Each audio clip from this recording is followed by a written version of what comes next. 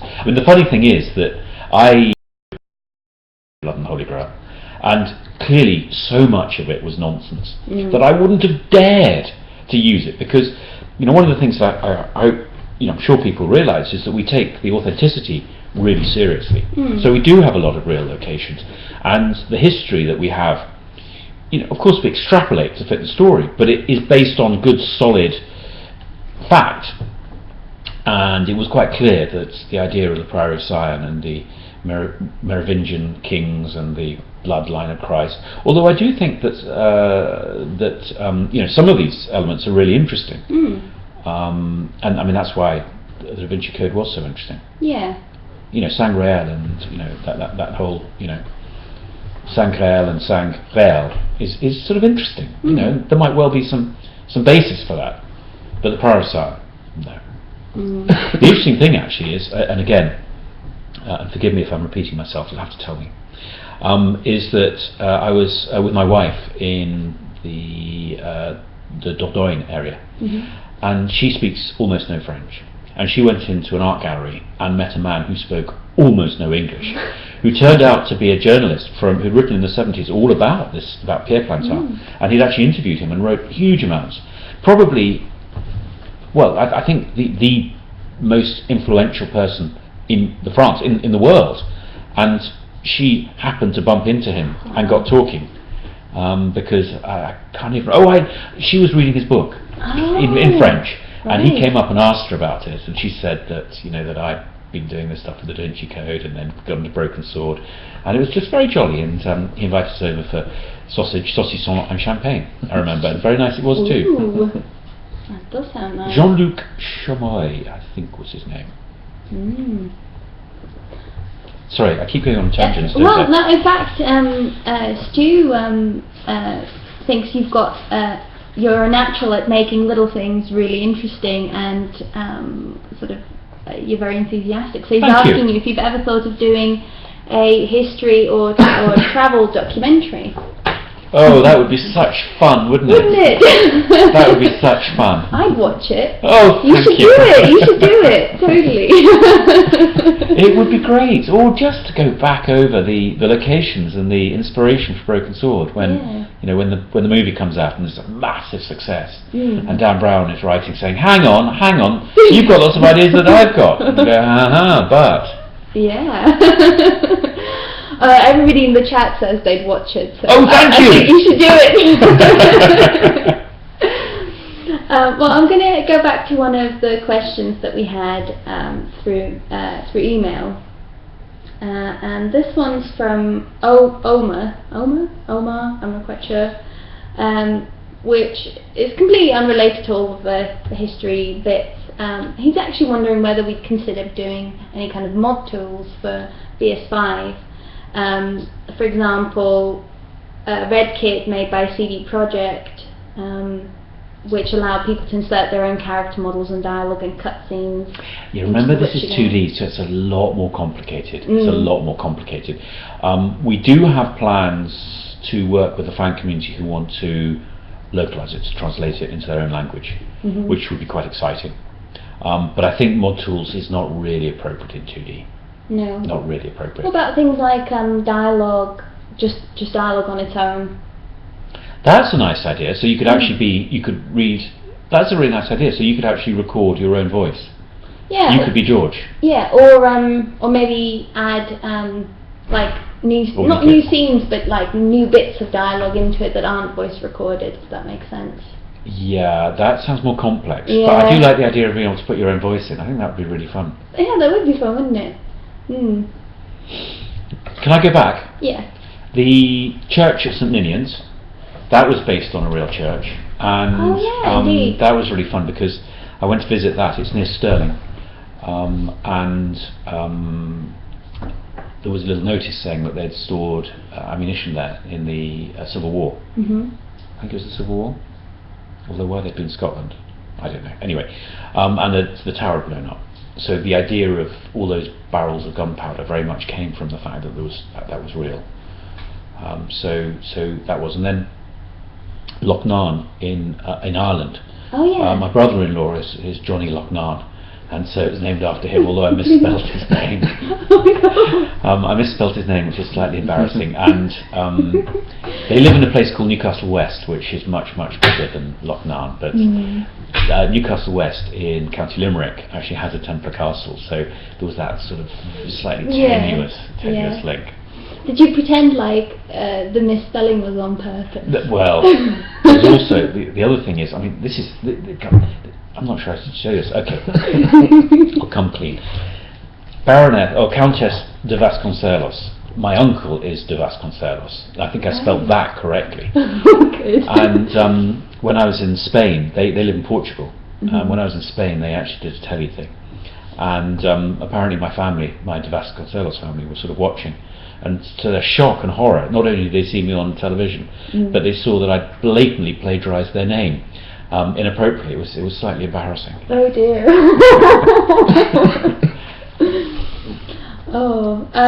Right. Well, on to some more questions from people. A rare BS3 promotional DVD was once available.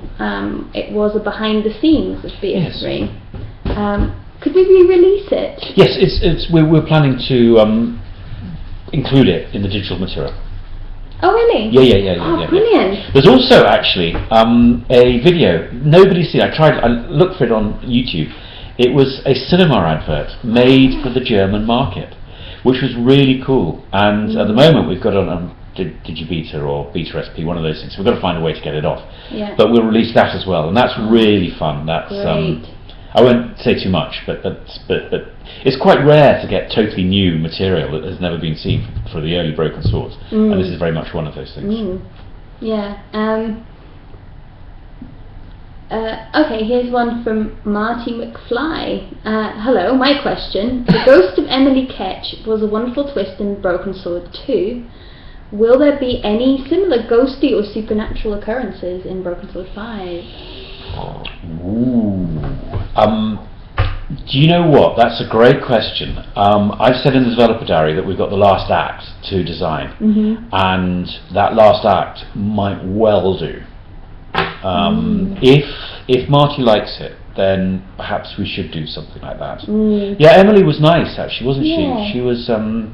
She came across well, and the idea of her being dead was quite fun. The funny thing is that we only did that. But we only came up with that, very late in the day. It was, it had all been written and implemented, and suddenly, I don't know, maybe Dave, maybe somebody else, maybe me. It was a long time ago. Said, but nobody ever sees Emily.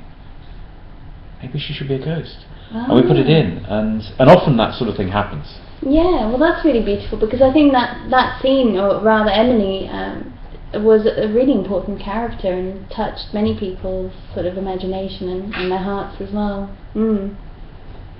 How are you doing, Tori? Are you using graphite now? Yeah, so you might be able to see it better now. Oh, also the sewers, Les Égouts, in Paris. You can go and you can spend. You can go, and there's a museum. And so that was based on the real thing as well. Oh yeah. But everyone's going to think that all these ideas are, but there's no original ideas at all. We need a better light. Yeah, we can't. You can't see it. I've got my torch on my phone. I'll tell you what. High quality technology. This was a good idea. I've got a torch as well. This is a very bright torch. Okay. Oh, that is so bright that. Oh no, it's bleaching it out. Working. Hang on. Does that work? Tim, could you have a look on there? Nope. Nope.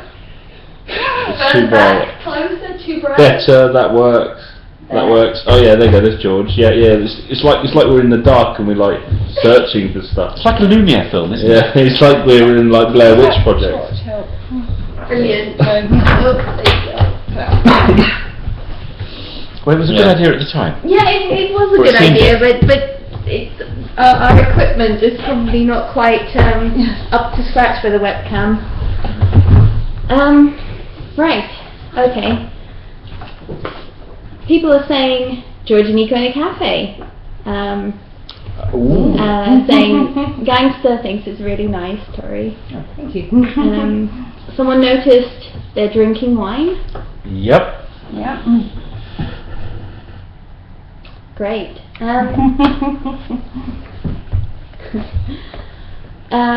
So we had a question about when's the final time to upgrade pledges?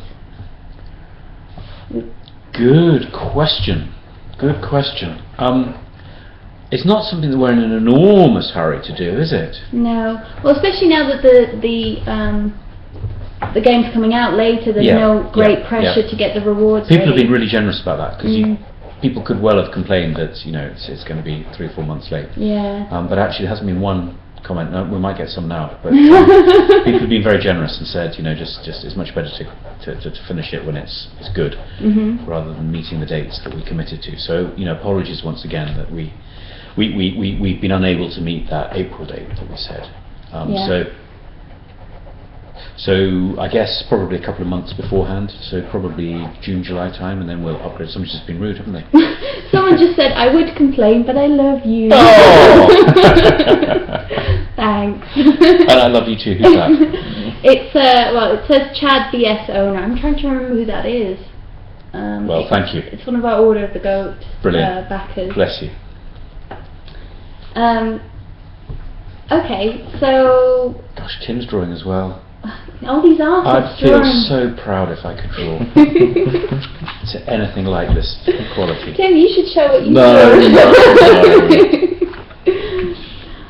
Doing it at Walt Disney pants, well. It doesn't deserve to be in there, Oh, actually. Scott Johnson. Scott Johnson is the guy who loves you. Oh, fantastic. Scott, I love you too.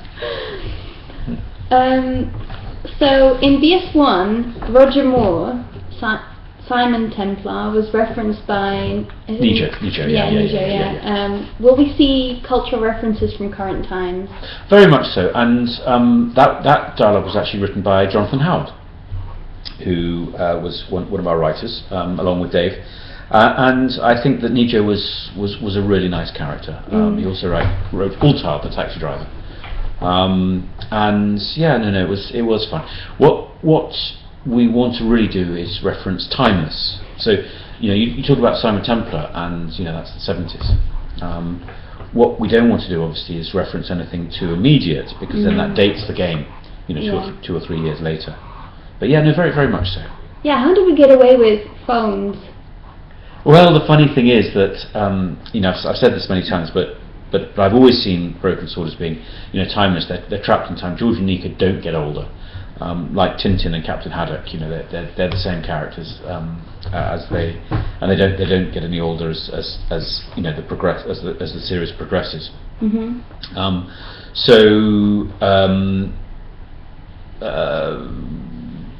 What we'll when the other characters like Lady Pyrmont and they come back, we'll get as close as we can. I haven't answered your question at all, have I?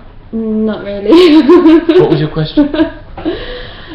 Whether we're going to have any more contemporary. Oh yes. references. So phones, for example. So when the first Broken Sword was written, people didn't have mobile phones. Or well, they did, but they were bricks. You carried them around, and they were extraordinary. And now they will be carrying mobile phones because that is contemporary. So things move on. The internet didn't exist. No, that's true. It existed, but it was hardly used in 1996. I remember we used to send stuff down to Virgin, and the way that you had to do it was you'd have to get a little microphone that went over, a little speaker that went over the telephone, and you'd have to phone them up in advance, and you have to agree the protocol, what the bit rate was, everything. You have to, and then it wouldn't work until you bring them back. It would take blooming ages to get the thing, and then finally it would start working, and then inevitably drop out. And then you'd go, I'll just send it by courier instead. And so it's actually quite interesting to have had to go through that, because now, when you youngsters, you take the internet and data flying around for granted, but it is so liberating. It's so liberating. It's just fantastic. So when I see my nephews, they're like 3 and 5, and they've got their own iPads. Yeah. They go to bed with their iPads. Yep. And they're sat in the pushchair, so one thing to keep them quiet when my brothers take them out is just give them the iPad. And there was Esme, that's my sister-in-law, that her phone locked and she couldn't unlock it, and she gave it to her 5-year-old to fix it for her. And he, you know, just like, there you go, Mum. Literally. Crazy. Will the lucky piece of coal be making its much anticipated cameo? Ooh, what a nice idea. What a nice idea.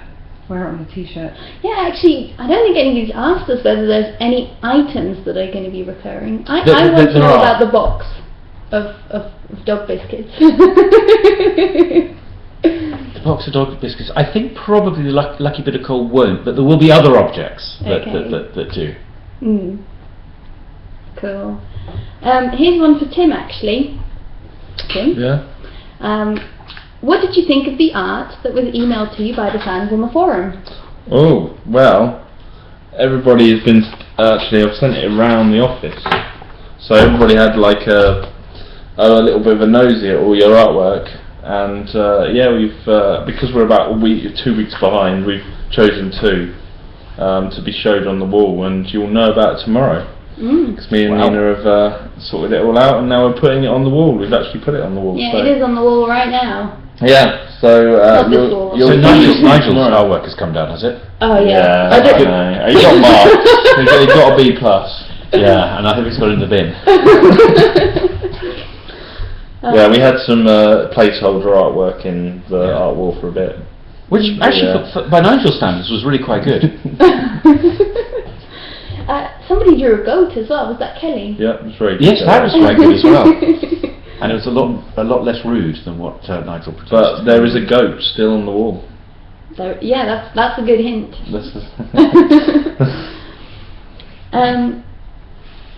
Here's a comment from Marty McFly. He says, my girlfriend's mother recently turned 50 and was given a Google Nexus 7 as a gift.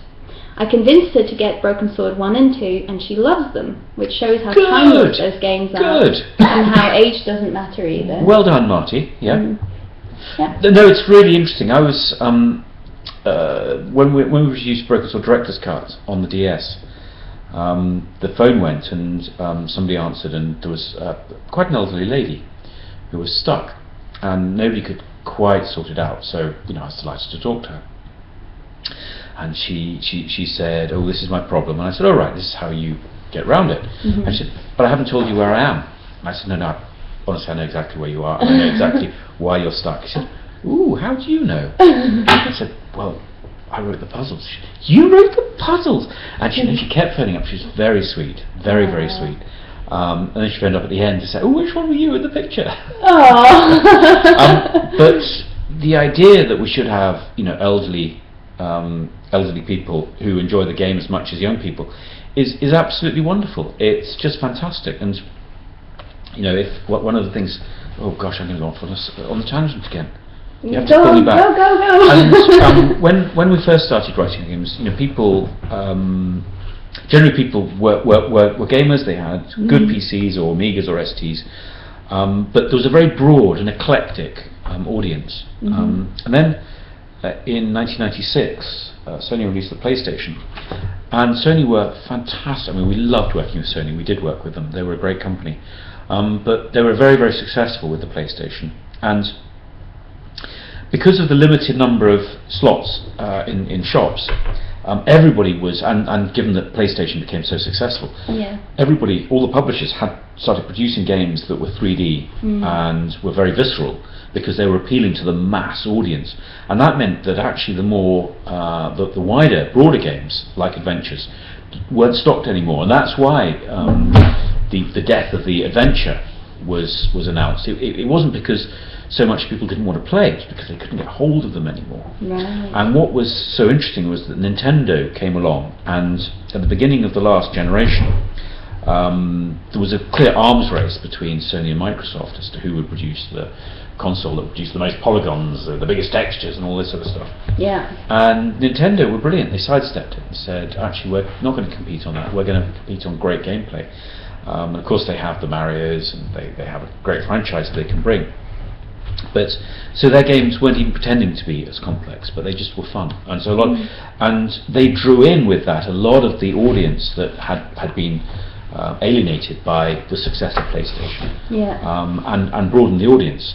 and the sort of ironic thing, of course, is that audience is now a lot of people who are playing our games on, like your grandmother, might well have come from the DS. Mother, sorry, girlfriend, mother. mother. sorry, I'm talking about the grandmother that phoned us. Your mother-in-law. Yeah. Oh, gosh, but they're probably not married. Girlfriend's mother. Can we edit this? Can we edit this? Yeah. No. So anyway, your girlfriend's mother might well have come from playing on the DS and then moved to mobile, and it's very interesting. We've been great beneficiaries of that because we can then publish ourselves on mobile rather than going through the format holders like Nintendo in the case of the DS or the Wii. Quite.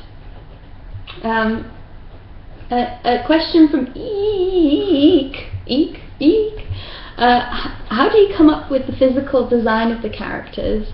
Is it inspiration from people you know or totally random? Often it's people, yeah, because when you write a character, I mean, I don't write dialogue, but when you design a character, it's so much better if it's somebody that you know or somebody that you've seen. And of course you can get lots of reference from the internet, but generally if you do that, then you often don't know who that character is. So no, it is usually people that you've or situations or places that you visited. And I mean, I often like you just said, like the policeman, and I'll often take a camera and surreptitiously take pictures of people who look so extraordinary that you wouldn't actually believe that they really could exist. I mean, there's some wonderful ones. I saw this gentleman as a BAFTA, and well, I better not say any more actually, because he'll probably be able to identify himself. But he was such an unlikely. He looked like a sort of large toad. He was with a big waistcoat, and a gold chain, and I sort of toad is the wrong. I think the toad is Toad Hall, so it's an affectionate. It's an affectionate one rather than an ugly toad. With a gold, I sort of was taking pictures of him, hoping that he wouldn't notice. He never did. So he's definitely going to go into one of the games. Brilliant. Are we bringing old characters back to Broken Sword 6 if there is ever going to be one? A lot of people often design games with a sequel in mind. I've never done that because I think you put all of your effort, all of your great ideas, you put into this one game. Yeah. And then it's finished, and then you have a little rest, and you think, gosh, what am I going to do next? But it's really important that each one has all of the ideas. So maybe, but there's certainly no plans for Broken Sword 6 at this stage. It's really all about Broken Sword 5. Yeah. Will there be unlockable sections once you complete the game with like outtakes and stuff? Yeah, very much so. What we want to do is we really want to focus on the Easter eggs that are made available. Yeah, that's a big part of what we're doing. Yes. I think also we're doing is it a director's commentary from you as well? Yes. Will that unlock once you've played the whole game through, or is that available straight away, or do we not know that yet? We don't know that yet. Right, okay, so we've got 10 minutes to finish up, Tori. Are you going to be okay? Gosh, I never meet deadlines. No. Me? My time management isn't my strongest point. Bless you. Can we show the work in progress just quickly with a torch again? Did you use your phone? Yeah. I think.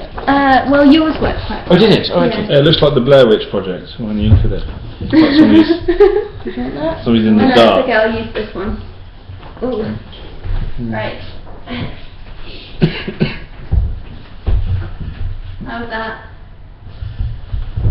No? Yeah. Okay, move across. There you go, there's Nico. Then move it back again. That's George in the dark. Oh, Blair. More light. Is it okay now? Yeah. Is it even out? Yeah. This is what we're looking at. It looks really nice.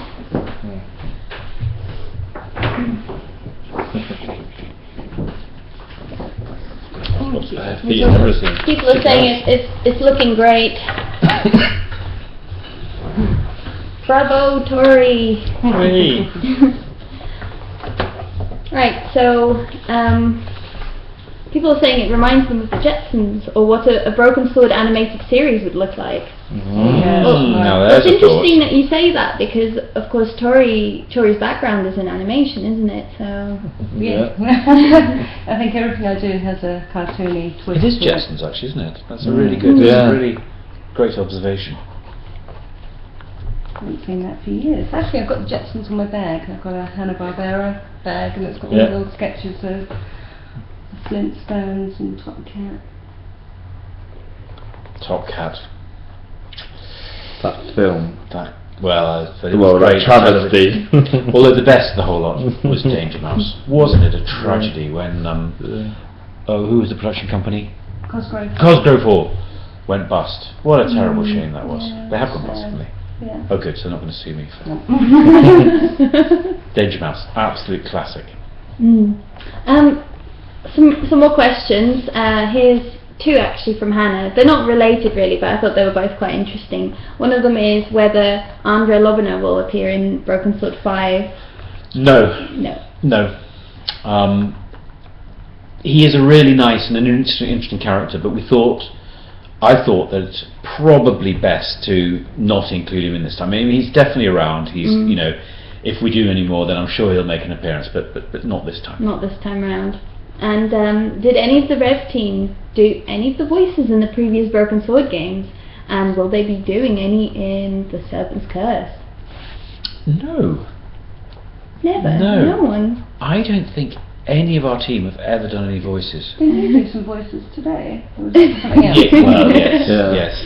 And that's actually a different story. Yeah. Can I go on another tangent? Yeah, you can go on tangents. I have to ask your permission here because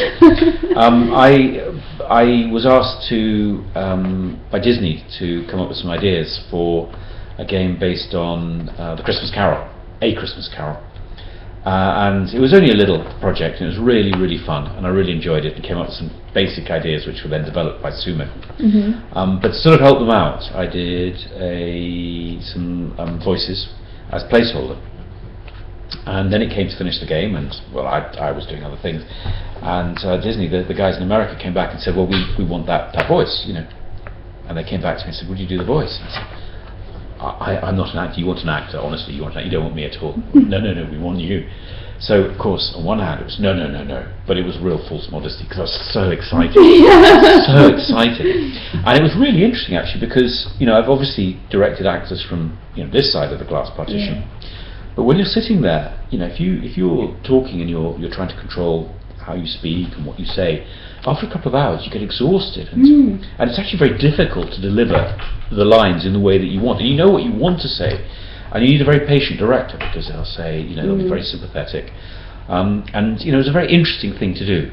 And I now, if I didn't have I did have a high opinion of our actors, particularly Rolf.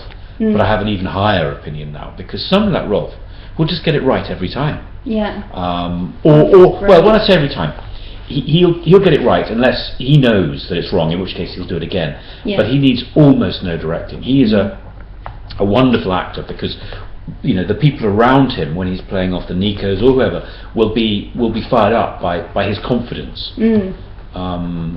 And we've had some terrific. I remember last time for Broken Sword 4 we had an actor called Toby Lonswell, who I think was one of the characters in Star Wars. A lot of our guys were, they'd just come off Star Wars. English actors, it seemed very strange. And I got very frustrated with Toby because he'd never even bother reading his lines. And I had a real go to him. I said, "Toby, you're not doing anything, you ought to be reading your lines." He goes, "Oh, I'll get it right." He says, "Don't worry about me." He was the one that actually played the Ronnie. He's Ronnie. From Broken Sword Director's Cut, and he's absolutely right. He just got it right straight away. He also played Imelda's husband, Pierre Cachon, which is also strange because you've got the same actor playing two voices, which are in close succession, but nobody ever noticed. And he just read it and got it right. And if you've got the quality of people like like Rolf and Toby, then it all goes very, very smoothly. And it gives confidence to the whole all the other actors. Did Rolf do the goat as well? Or something? Yes, he did. Yes. He always plays a cameo role. A lot of a lot of people seem to be asking whether you could feature in any of the backgrounds as a cameo appearance, or possibly even the four of us. I'd love to, but that would web camera. Well, I have to be honest. Maybe I shouldn't. Okay. For our Kickstarter video, I was rather hoping I might be able to convince people that I could be modelled, because it would be so wonderful to be a character, wouldn't it? Of course, we have several characters, several back characters who are appearing in the game. Yeah.